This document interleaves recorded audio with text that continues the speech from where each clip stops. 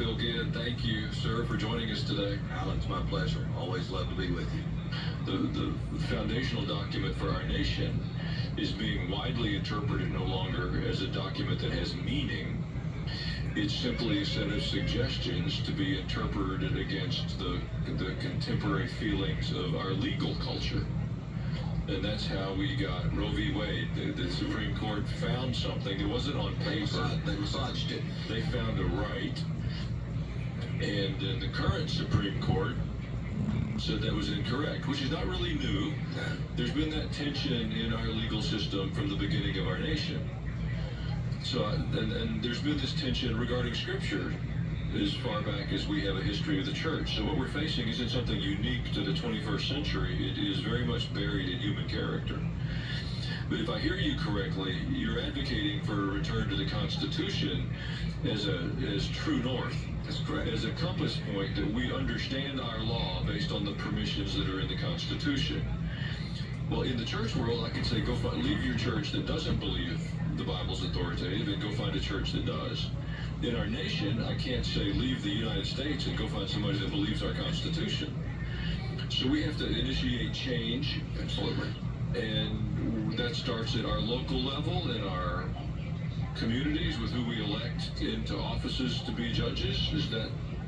Oh, absolutely. And it's not only your judges, it's your senators, your congressmen, your school board members, all the way down to the lowest level.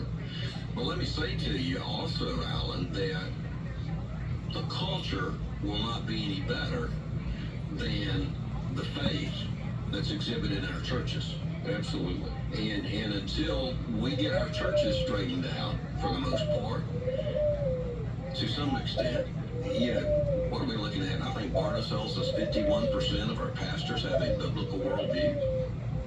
No, I don't think it's that high, but I'll take it. If that's the real number, I'll be celebrating. And 6% of our folks in an evangelical church on any given Sunday morning, 6% have a biblical worldview, according to Barna.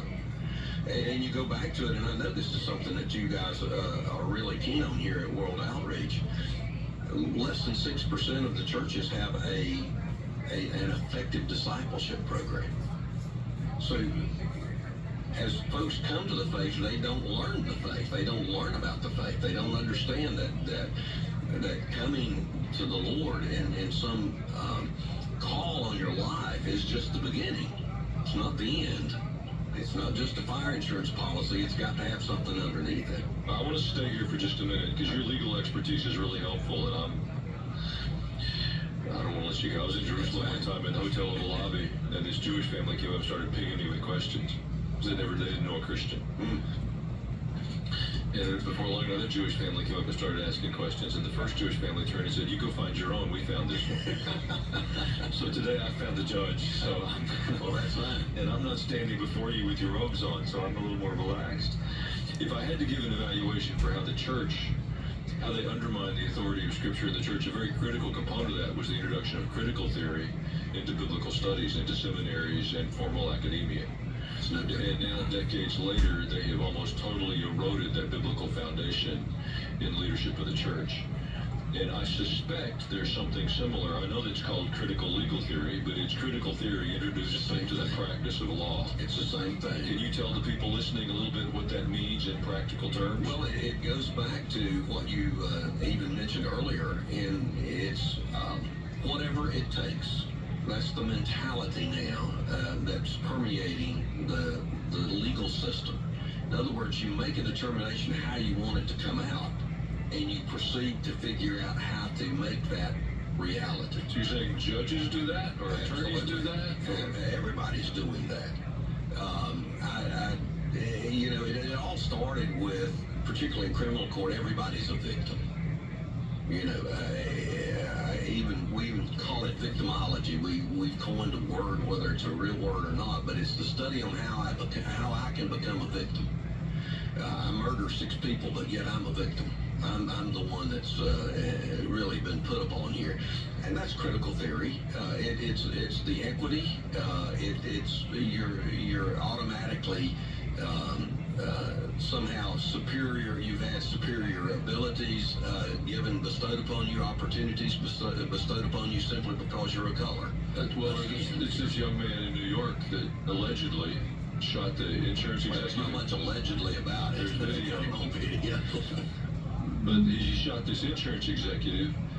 And I mean, there's this whole host of people trying to justify it Absolutely. because their insurance got canceled. Absolutely. Therefore, it's okay to go assassinate some insurance worker.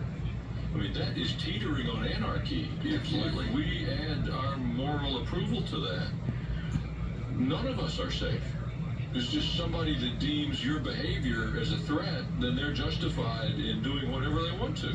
Well, if we as Christians say certain things are sinful, then those folks who want to participate in those things, that's free game. I mean, just come after us. And you know, that's the sad part about all of this, I think, Alan, is that we have degenerated to the point where you're exactly right. Anarchy is beginning to seep into the system, and when that does, autocracy follows. Because people will ultimately be safe. They want to be safe, and they will elect somebody, they will put somebody in power like a Hitler who will make promises of safety and security and peace and bring with it, kind of sounds like the Antichrist a little bit, doesn't it? More than a little bit, because that's what the spirit is. That's absolutely. You know, the historical names are far less significant than recognizing the spirits that are at work. Absolutely. And the spirit of Antichrist will do anything to diminish the influence of the Scripture and the uniqueness of Jesus, while at the same time putting people under a very destructive expression of authoritarianism. Absolutely. I mean, we can look across history and see expressions of that. Well, very simply, I tell folks, the God I know, the God I worship is a God of order. Our world is orderly. The one that he gave to us is orderly. We've certainly destroyed it to a certain extent. But Satan's not. Satan is the father of lies. He's the father of discontent. He's the father of disorder. And as that has come into the courts, you cannot trust the court system any longer to have a just result. And when the court system itself, when the law becomes lawless, we're on the precipice of destruction.